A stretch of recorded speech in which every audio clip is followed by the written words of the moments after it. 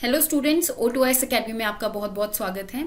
तो 21 मई को आपका HCS प्रीलिम्स का एग्जाम है, जिसके रिगार्डिंग हम पिछले एक साल के करंट अफेयर्स को कवर कर रहे हैं एक पर्टिकुलर सीरीज के अंदर, that is the round up series. Already हमने बहुत सारे करंट अफेयर्स को कवर कर लिया है, अगर आपने नहीं देखा है तो आप जाकर देख सकते हैं।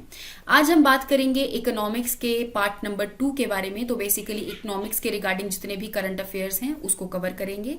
शुरू करने से पहले अगर आपको इस वीडियो की PDF चाहिए तो आप हमारी O2IS अकेडमी की ऐप को डाउनलोड कर सकते हैं। यहाँ पर आपको एक कोर्स मिल जाएगा, that is HCS 2023 chapter wise test series के नाम से, जिसके फ्री रिसोर्सेज के अंदर आपको PDF मिल जाएगी। आप जाकर इसको डाउनलोड कर सकते हैं और रिवाइज कर सकते हैं। स्टार्ट करते हैं आज के सबसे पहले क्वेश्चन से, that is related to sovereign green bonds. तो बेसिकली RBI ने बहुत सारे सोवरेन ग्रीन बॉन्ड्स को इशू करने की बात की है। तो सबसे पहले बात कर लेते हैं कि आपके जो सोवरेन बॉन्ड्स हैं उसका मतलब क्या होता है। सॉवरेन बॉन्ड्स को हम गवर्नमेंट बॉन्ड के नाम से भी जानते हैं। तो बेसिकली जिस टाइम पे भी हमारी सरकार को फंड्स की रिक्वायरमेंट होती है तो यहाँ पे कुछ बॉन्ड्स को इशू किया जाता है। ये जो बॉन्ड्स हैं ये बेसिकली ये पेपर के बॉन्ड्स होते हैं और ये बेसिकली डेब्ट सिक्योरिटीज होती हैं, जिसके अंदर एक पर्टिकुलर अमाउंट जो है वो लिखी रहती है। तो जितने भी इन्वेस्टर्स होते हैं वो इन बॉन्ड्स को खरीदते हैं और इस बॉन्ड की एक फेस वैल्यू होती है। फॉर एग्जाम्पल, मान लो ये जो आपका बॉन्ड है, मान लो ये 100 रुपए का है, तो ये जो इन्वेस्टर है वो इस 100 रुपए के बॉन्ड को खरीदेगा और अल्टीमेटली यहाँ पे जो सरकार है उनको ये 100 रुपए मिल जाएंगे। इस 100 रुपए को, दैट मीन्स यहाँ पे फंड्स जो हैं इनको रेज कर दिया गया है और अल्टीमेटली इस बॉन्ड के अंदर आपको इंटरेस्ट रेट भी देखने को मिलेगा और यहाँ पे वैलिडिटी पीरियड भी देखने को मिलेगा। फॉर एग्जाम्पल, इसका वैलिडिटी पीरियड अगर 2 साल का है तो इस इन्वेस्टर को 2 साल के बाद ये 100 रुपया वापस मिल जाएगा और यहाँ पे इंटरेस्ट रेट मान लो अगर इसका 2% है तो दैट मीन्स इसको 2 साल बाद 102 रुपया मिलेगा। तो दैट मीन्स यहाँ पे जो इन्वेस्टर है उसको भी फायदा हुआ और इंस्टेंटेनियसली यहाँ पे सरकार ने फंड्स को रेज कर दिया, जिससे कि वो अलग अलग इंफ्रास्ट्रक्चर प्रोजेक्ट्स को डेवलप करते हैं।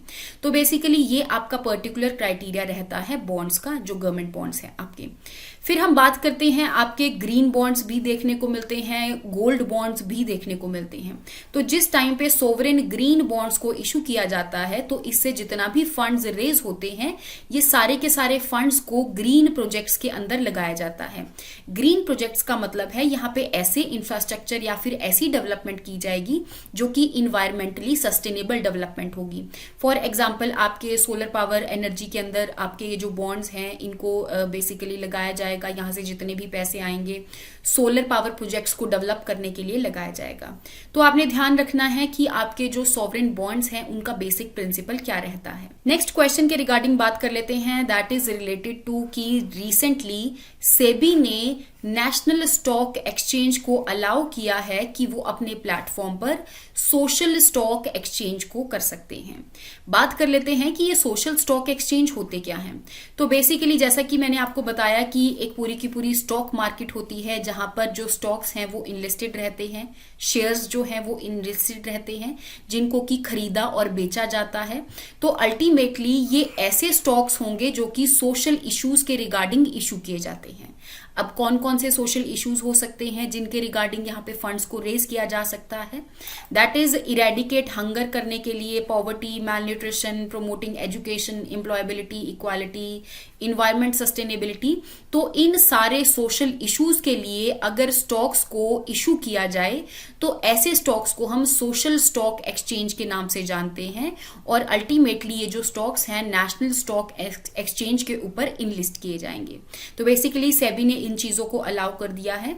अगर मैं सेबी के रिगार्डिंग बात करूं तो हमारी स्टॉक मार्केट को रेगुलेट करने की ये एक पर्टिकुलर ऑर्गेनाइजेशन है, एक पर्टिकुलर बोर्ड है, that is securities exchange board of India, जिसको कि एक पर्टिकुलर एक्ट के तहत बनाया था। तो 1992 में आपका एक सेबी एक्ट को इनैक्ट किया गया था, जिसके तहत इस बोर्ड को बनाया गया ताकि यहाँ पे पूरी की पूरी स्टॉक मार्केट को ये रेगुलेट कर सके। दैट मीन्स जो सेबी है ये एक स्टैट्यूटरी बॉडी है। तो आई होप आपको सोशल स्टॉक्स के रिगार्डिंग भी समझ में आया होगा।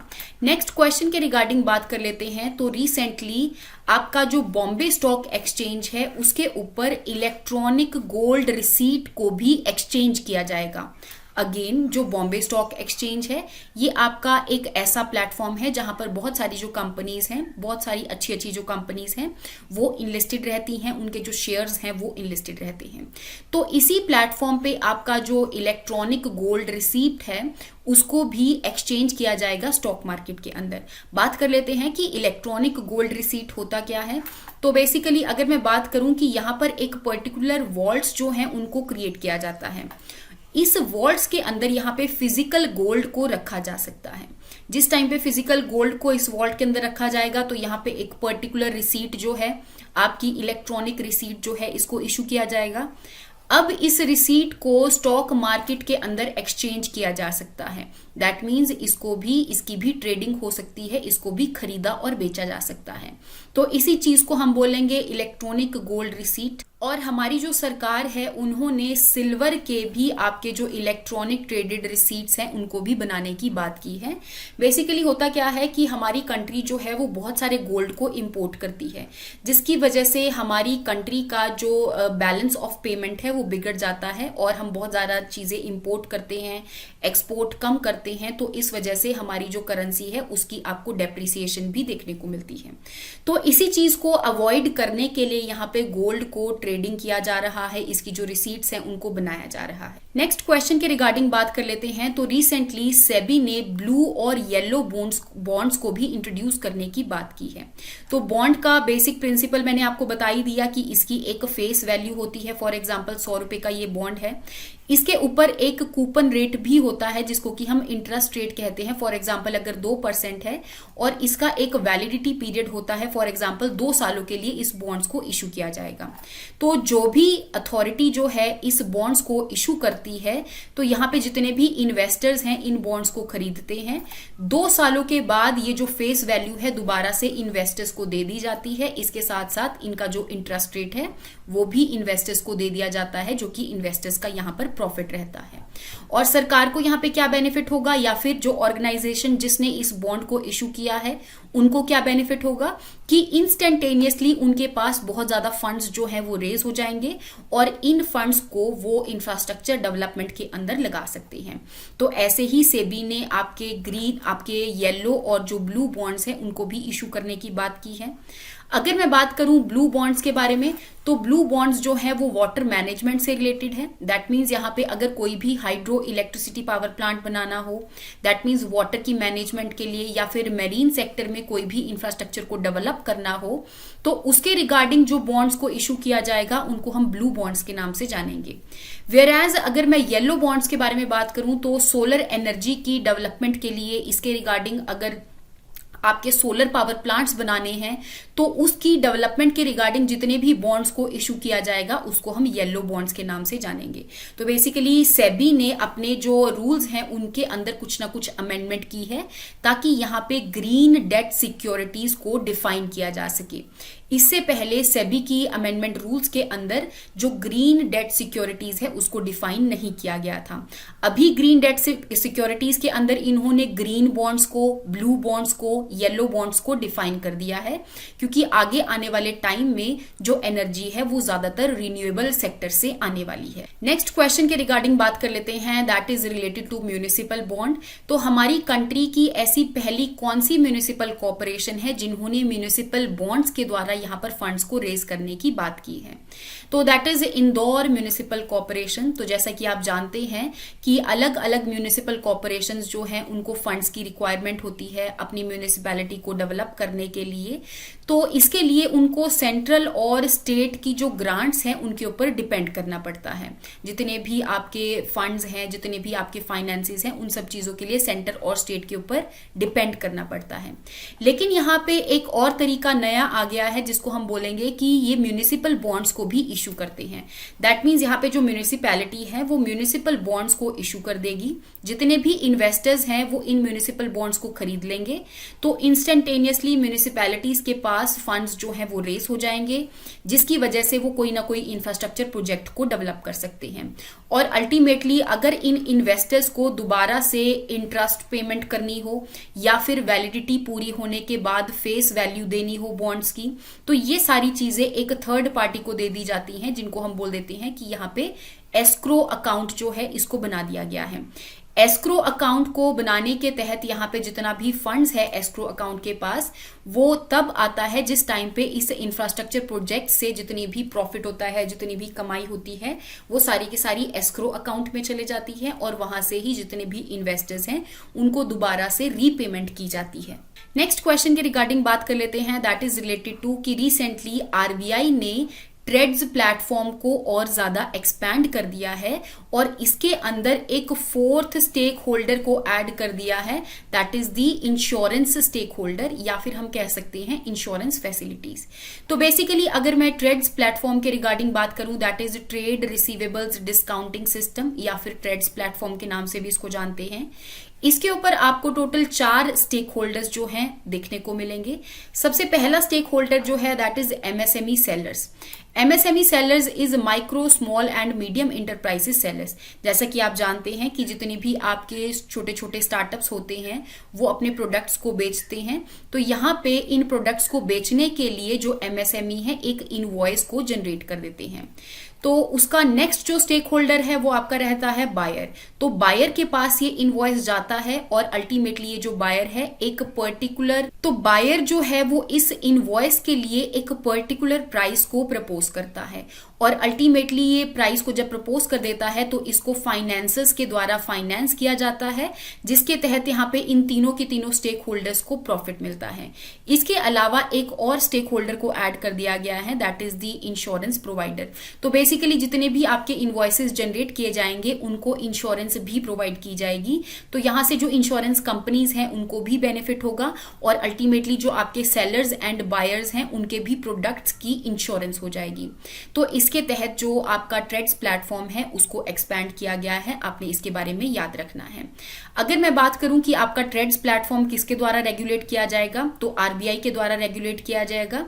आरबीआई का एक पर्टिकुलर एक्ट के तहत ही इसको रेगुलेट करेंगे, that is payments and settlement system act 2007।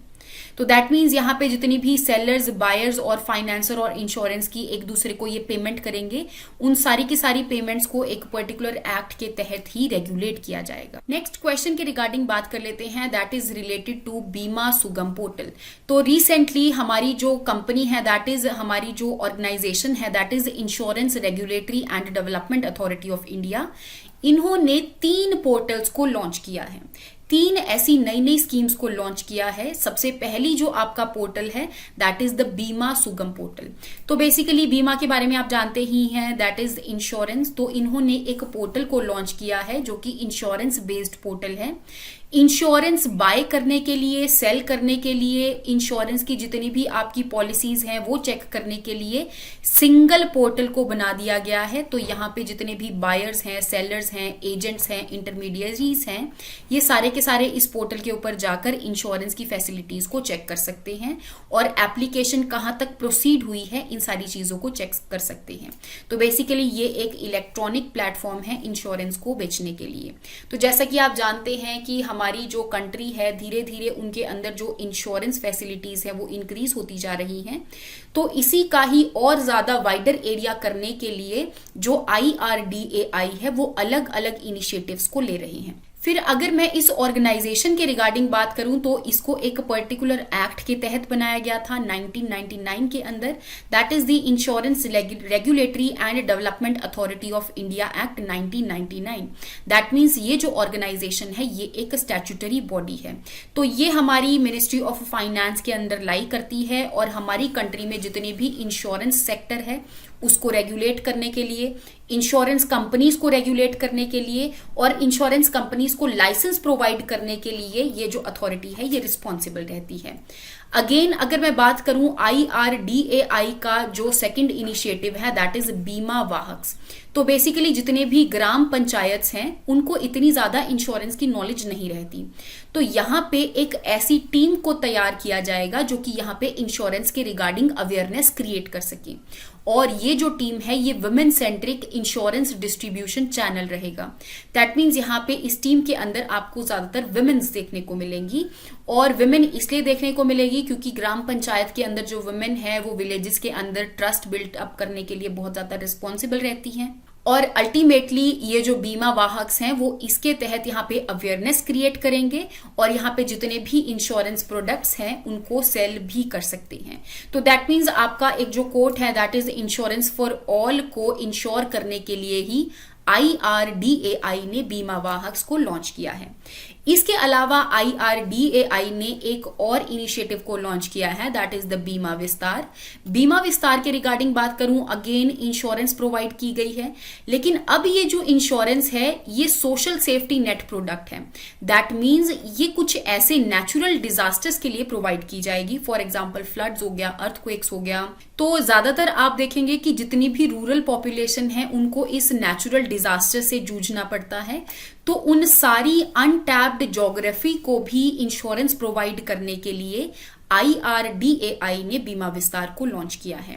Next question के रिगार्डिंग बात कर लेते हैं that is related to EPFO ने भी एक इनिशिएटिव को लॉन्च किया है जिसका नाम है निधि आपके निकट प्रोग्राम। तो अगर मैं EPFO के रिगार्डिंग बात करूं तो EPFO जो है वो हमारी ministry of labour and employment के अंदर लाई करती है। EPFO जो है वो प्रोविडेंट फंड को प्रोवाइड करने के लिए रिस्पॉन्सिबल है। प्रोविडेंट फंड को ही हम पेंशन फंड्स के नाम से जानते हैं। तो जिस टाइम पे कोई भी एम्प्लॉय जो है वो अपनी एम्प्लॉयमेंट से एग्जिट करता है तो उसको यहाँ पर लम सम अमाउंट जो है वो पेंशन के तहत प्रोवाइड की जाती है। तो इसी चीज को इंश्योर करने के लिए इस ऑर्गेनाइजेशन को बनाया गया था। इन्होंने जो नए इनिशिएटिव को लॉन्च किया है जिसका नाम है निधि आपके निकट प्रोग्राम, ये एक ऐसा प्रोग्राम है जो तो हर मंथ के 10th को इसको ऑर्गेनाइज किया जाता है, जिसके अंदर यहाँ पे हर एक डिस्ट्रिक्ट के अंदर इसको ऑर्गेनाइज किया जाता है और यहाँ पे पेंशन के रिगार्डिंग अवेयरनेस जो है इसको क्रिएट किया जाता है। और इवन यहाँ पे अगर पेंशन से रिलेटेड किसी भी के भी ग्रीवांसेस हैं, किसी की भी कंप्लेंट्स हैं, तो इनको भी रीएड्रेस किया जाता है। तो इन सारी चीजों की फैसिलिटीज प्रोवाइड करने के लिए ही निधि आपके निकट प्रोग्राम को लॉन्च किया है। नेक्स्ट क्वेश्चन के रिगार्डिंग बात कर लेते हैं। तो रिसेंटली UPI लाइट को भी इंट्रोड्यूस किया गया है। UPI लाइट के रिगार्डिंग अगर मैं बात करूं तो इसको एक ऑर्गेनाइजेशन ने लॉन्च किया है दैट इज NPCI को भी RBI ने बोला था कि आप प्लीज UPI लाइट को बना दीजिए। तो बेसिकली UPI लाइट के बारे में अगर मैं बात करूं, सबसे पहले तो UPI क्या है, आपका यूनिफाइड पेमेंट्स इंटरफेस, जिसके अंदर की आप डेली की डिजिटल ट्रांजैक्शंस करते हैं, स्कैन करते हैं कोड को और अल्टीमेटली ट्रांजैक्शन हो जाती हैं। अब आपने ये भी देखा होगा कि जब हम डेली की ग्रोसरीज, मिल्क, वेजिटेबल और ये सारी चीजें खरीदते हैं तो बहुत ज्यादा लो वैल्यू ट्रांजैक्शन होती है। दैट मीन्स आपको देखने को मिलेगा कि 200 से नीचे नीचे की आपको ट्रांजैक्शंस देखने को मिलेगी। फॉर एग्जाम्पल अगर आपने 20 ट्रांजैक्शंस करनी है 10-10 रुपए की, तो ये सारी की सारी चीजों को इंश्योर करने के लिए ही UPI लाइट को बनाया गया है। UPI लाइट के अंदर 2000 प्लस 2000 रुपीज जो है वो ऐड किए जा सकते हैं। एक बार में 2000 और अगली बार में 2000 रुपीज ऐड किए जा सकते हैं और इसके अंदर एक टाइम पे 200 से नीचे की पेमेंट हो सकती है। इस 200 की पेमेंट करने के लिए अगर सबसे पहली ट्रांजैक्शन जो है वो 20 रुपए की है तो सबसे पहली बार ही ये आपसे पिन मांगेगा। इसके बाद जितनी भी आपकी 180 रुपीज की ट्रांजैक्शन है ये खुद ब खुद ही हो जाएंगी जैसे ही आप स्कैन करेंगे कोड को। इन सारी ट्रांजैक्शन के लिए आपको पिन जो है वो भरने की जरूरत नहीं पड़ेगी। तो बेसिकली हाई वॉल्यूम और लो वैल्यू ट्रांजैक्शंस को करने के लिए UPI लाइट को बनाया गया है। तो बेसिकली UPI लाइट एक तरह का वॉलेट है जो कि यहाँ पे क्विक ट्रांजैक्शंस को इंश्योर करता है। बाकी अगर मैं NPCI के रिगार्डिंग बात करूं, आपको पता ही है that is national payment corporation of India.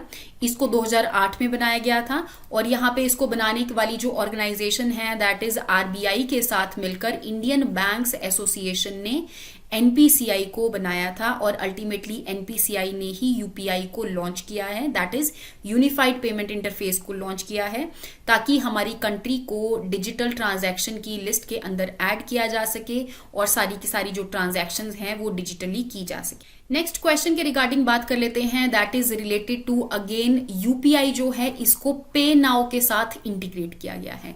जैसे हमारी कंट्री का यूनिफाइड पेमेंट इंटरफेस है, in the same way Singapore का आपको पे नाउ देखने को मिलेगा जो कि अल्टीमेटली डिजिटल ट्रांजैक्शंस करने के लिए रिस्पॉन्सिबल रहता है।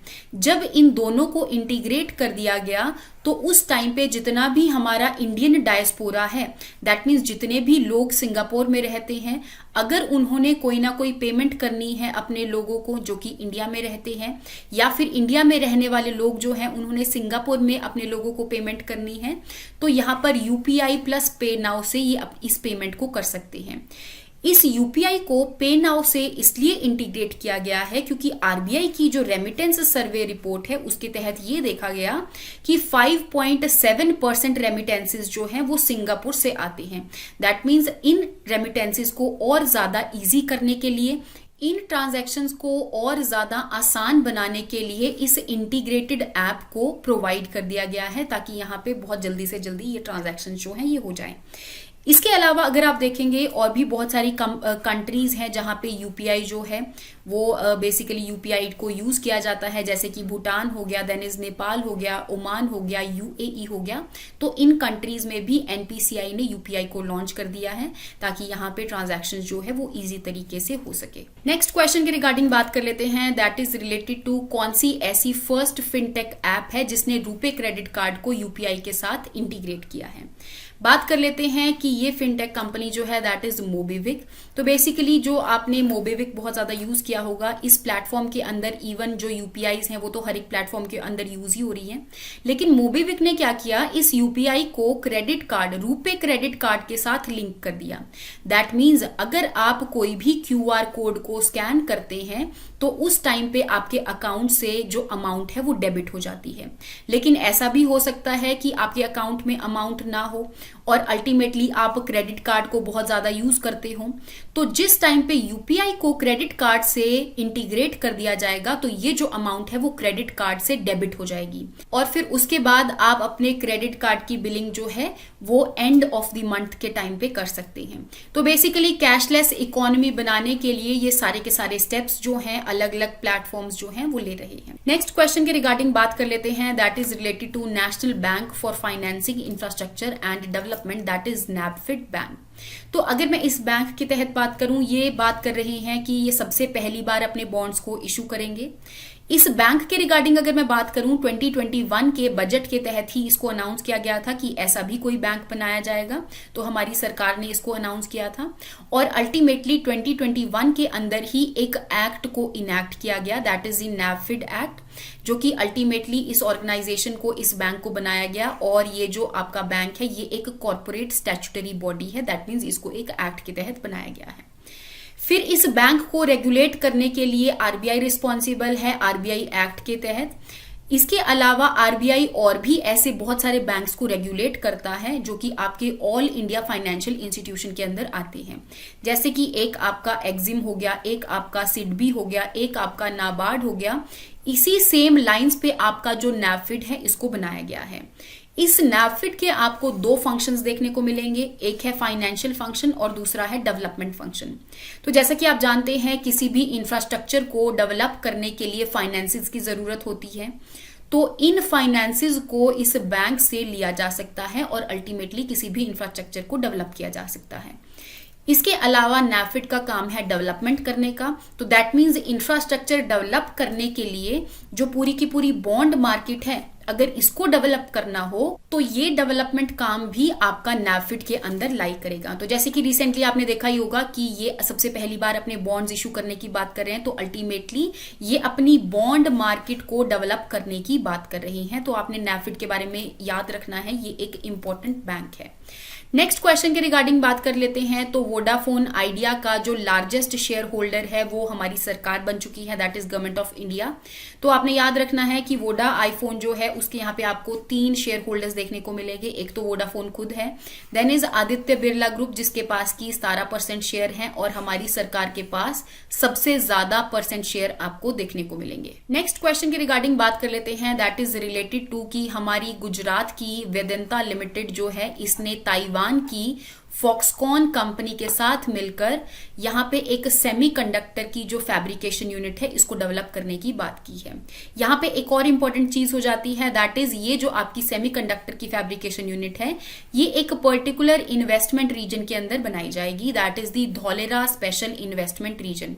आपने याद रखना है कि जो धौलेरा स्पेशल इन्वेस्टमेंट रीजन है वो गुजरात अहमदाबाद के नजदीक लाई करता है। नेक्स्ट क्वेश्चन के रिगार्डिंग बात कर लेते हैं, that is related to women premier league. तो जैसे कि आपका आईपीएल है, इंटरनेशनल प्रीमियर लीग है, इस आईपीएल के भी जो स्पॉन्सर हैं दैट इज टाटा।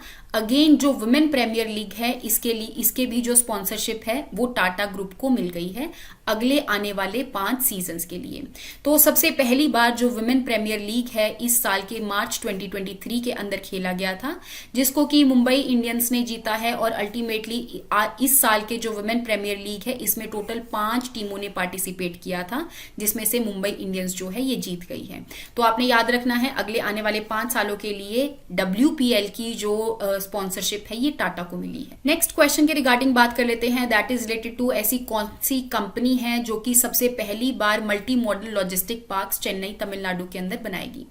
तो यहाँ पे जो रिलायंस इंडस्ट्रीज लिमिटेड है तो वो चेन्नई के अंदर आपका ये जो मल्टी मॉडल लॉजिस्टिक पार्क्स है इसको बनाएगी।